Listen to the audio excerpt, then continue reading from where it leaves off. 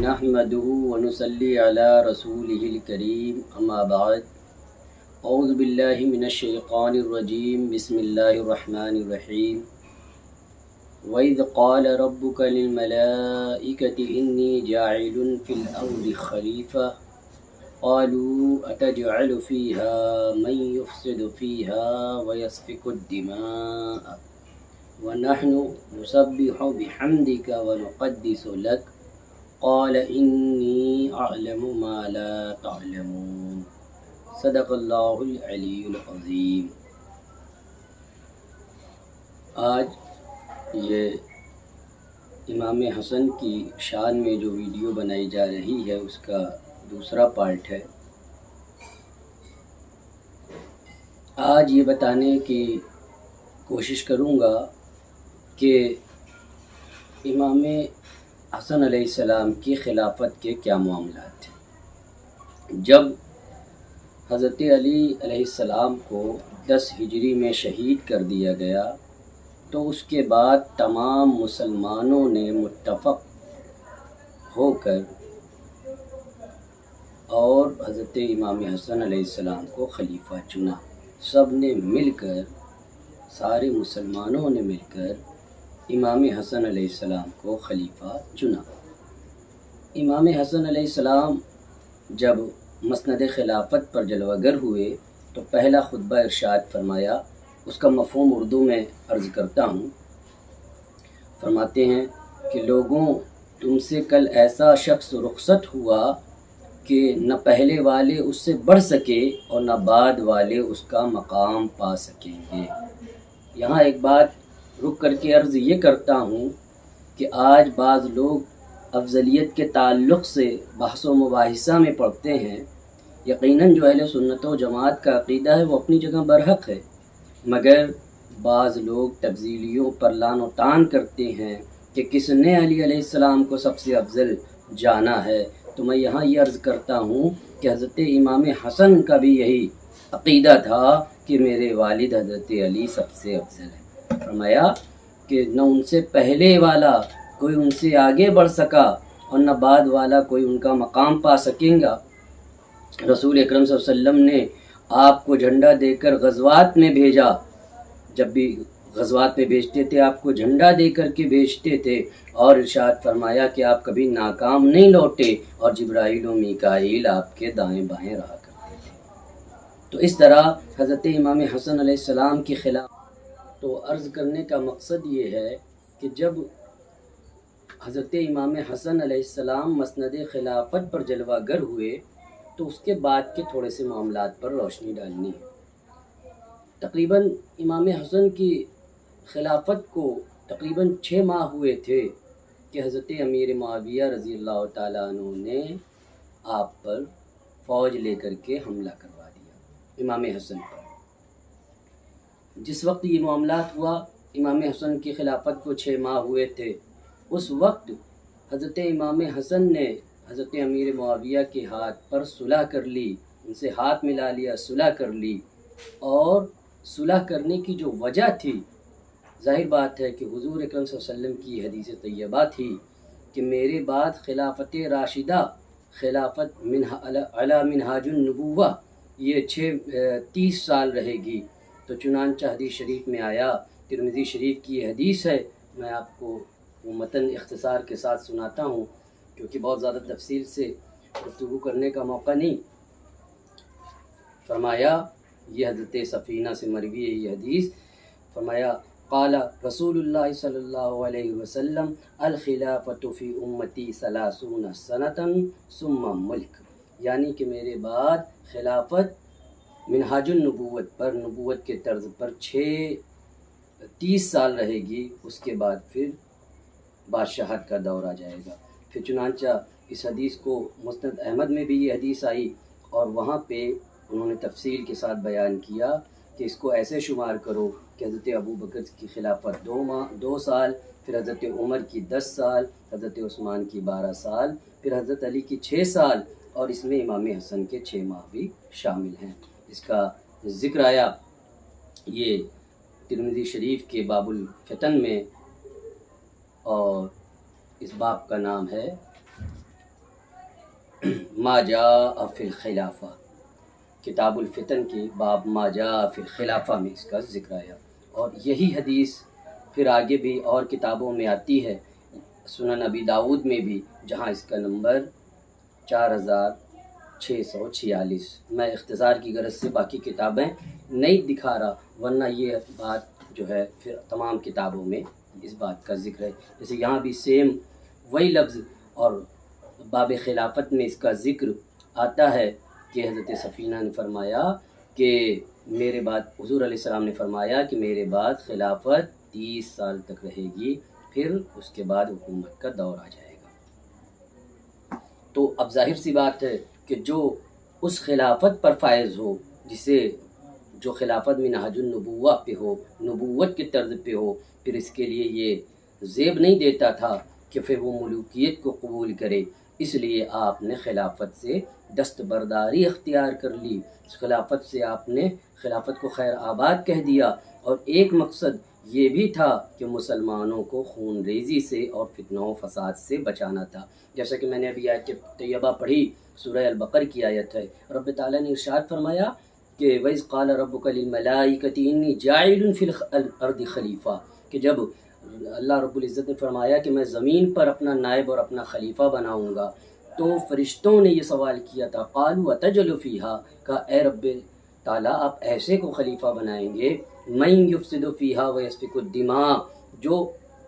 زمین پر فساد پھیلائے گا اور جو خون ریزی کرے گا۔ یہاں سے ایک بات یہ ملتی ہے کتابوں میں، اور یہاں سے ایک بات یہ ثابت ہوتی ہے کہ جو اللہ کا خلیفہ ہے وہ فساد اور خون ریزی کو پسند نہیں کرتا، تو چنانچہ آپ نبی علیہ السلام کے خلیفہ تھے، اس لیے آپ نے فساد اور خون ریزی کو پسند نہ کرتے ہوئے خلافت کو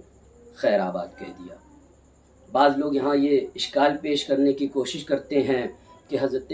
امام حسن نے حضرت امیر معاویہ کے ہاتھ پر بیعت کر لی،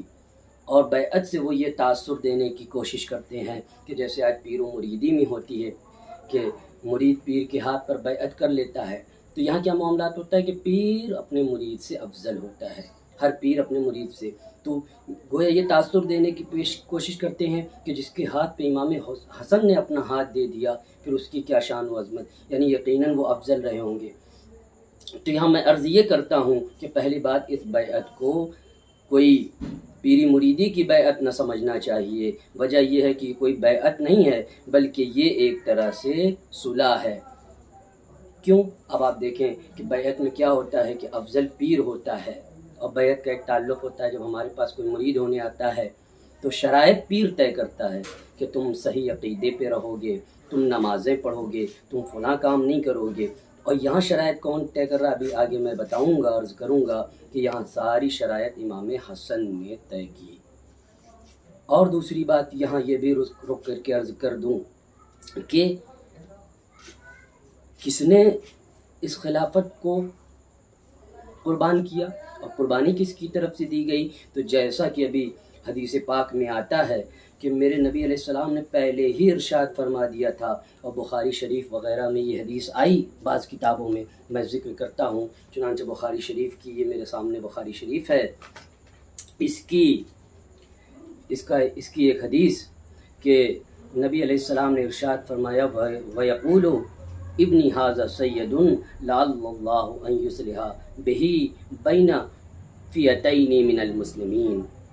یعنی نبی علیہ السلام نے صلی اللہ علیہ وسلم کو فرماتے سنا گیا کہ میرا یہ بیٹا سردار ہے اور یہ مسلمانوں کی جماعت کے درمیان صلح کرائے گا۔ یہاں عرض کرنے کا مقصد یہ ہے کہ یہاں ایک لفظ امام بخاری لائے ہیں لعل کے معنی ہوتے ہیں شاید کے، یعنی شاید میرا یہ بیٹا ایسا کام کرے گا، لیکن جب بات نبی کی ہو، پروردگار کی ہو یا نبی کی ہو، اور وہ شک و شبہات کی بات نہیں کیا کرتے، حضور علیہ السلام شاید کی بات نہیں کیا کرتے، لہذا جب حضور یہ ارشاد فرمائیں گے تو اس کا ترجمہ یہ ہوگا کہ یقیناً یہ میرا بیٹا صلح کرائے گا۔ یہ آپ کی انبائے غیب میں سے ہے، آپ نے غیب کی خبریں دی ہیں، اور جیسا کہ یہی چیز پیش آئی بھی، تو قربانی یہ حضرت امام حسن نے پیش کی ہے، یہ امت کی حفاظت کے لیے اور اس کو فتنہ و فساد سے بچانے کے لیے، یعنی کہ یہ حضرت امیر معاویہ کا اس میں دخل نہیں، انہوں نے کوئی قربانی نہیں پیش کی، بلکہ قربانی ساری امام حسن نے پیش کی۔ پھر یہی حدیث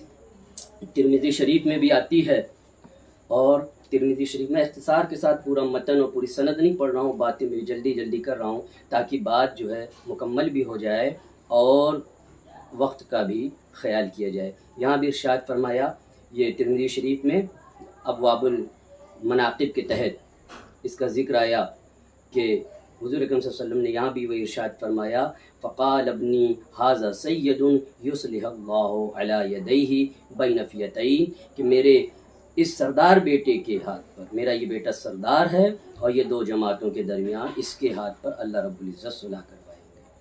اللہ رب العزت اس کے ہاتھوں پہ صلح کروائیں گے۔ تو جیسا کہ معاملات دیکھنے میں بھی آیا کہ امام حسین نے قربانی پیش کی، اور جیسا کہ میں نے عرض کیا کہ ساری شرائط امام حسین نے طے، امام حسن علیہ السلام نے ساری شرائط بیعت کی، یہ طے کی۔ اب وہ شرائط کیا ہیں اس کی ڈیٹیل انشاءاللہ الرحمن پھر آگے کی ویڈیو میں آئے گی۔ میرا ارادہ یہ ہے کہ چند سیریز، یہ ویڈیو کی پوری چند ویڈیوز کی سیریز بنائی جائے اور اس میں پورے اس میٹر کو جہاں تک مجھ سے ممکن ہو ڈسکس کیا جائے۔ تو آگے میں یہ بات بتاؤں گا کہ امام پاک نے وہ شرائط رکھی اور رکھنے کے پیچھے وجہ کیا تھی، اور کیوں ضروری تھا شرائط رکھنا، اور کیا کچھ شرائط رکھی گئی، اور پھر کن شرائطوں پر عمل کیا گیا، کن پر عمل نہیں کیا گیا۔ کتابوں میں ملتا ہے کہ کسی بھی ایک شرط پر بھی عمل نہیں کیا گیا۔ بہرحال وہ ساری واقعات آگے آئیں گے، لیکن آج میرے کہنے کا مقصد یہ ہے کہ اس سے یہ تاثر نہیں لینا چاہیے، اور بعض لوگ کہتے ہیں کہ جب صلح کر لیا امام پاک نے تو پھر اب یہ سمجھنا چاہیے کہ صلح کے معاملات تو حق جانا ہوگا، صلح کے معاملات میں تو بڑے کچھ معاملات ہیں۔ تو بھائی بات یہ ہے کہ صلح کا مقصد کسی کو حق مان لینا نہیں ہوتا، جیسا کہ ایک صاحب نے کہا کہ صلح کیا تو پھر یقیناً اپنے سے بہتر جانا تب صلح کیا، ایسا کوئی معاملہ نہیں ہے۔ صلح میں تو ہم نے یہاں تک دیکھا ہے کہ صلح حدیبیہ میں میرے آقا صلی اللہ علیہ وسلم نے تو کفار کے ہاتھ پر صلح کر لیا ہے، تو کیا مطلب ہے کہ انہیں حق مان لیا ہے؟ کیا مطلب انہیں اپنے سے بہتر مان لیا ہے؟ نہیں، ایسے معاملات نہیں ہیں۔ صلح صلح ہے، صلح کے معاملات الگ ہوا کرتے ہیں۔ صلح یہ فتنہ و فساد کو روکنے کے لیے اٹھائے گئے ایک اقدام ہوتے ہیں، جس طرح وہاں کتابوں میں ملتا ہے کہ کتنے گر کے مسلمانوں نے کتنا نیچے آ کر کے صلح کی تھی۔ سارے صحابہ اس صلح سے راضی نہیں تھے، بلکہ وہ یہ چاہتے تھے کہ صلح نہ کیا جائے، مگر حضور علیہ السلام ان کی شرائط کو مانتے جا رہے ہیں اور صلح کر لیا۔ چنانچہ جب صحابہ کے دل میں بھی یہ بوجھ آیا کہ وہ ماننا نہیں چاہ رہے تھے، تو ان کے اس دل میں بوجھ آ جانے کو اور ان کے اس انکار کو پروردگار عالم نے، کیونکہ انہوں نے بھی دین کے لیے یہ کیا تھا، اس انداز میں معاف فرمایا اعوذ باللہ من الشیطان الرجیم انا فتحنا لک فتحا مبینا، آخر آیت۔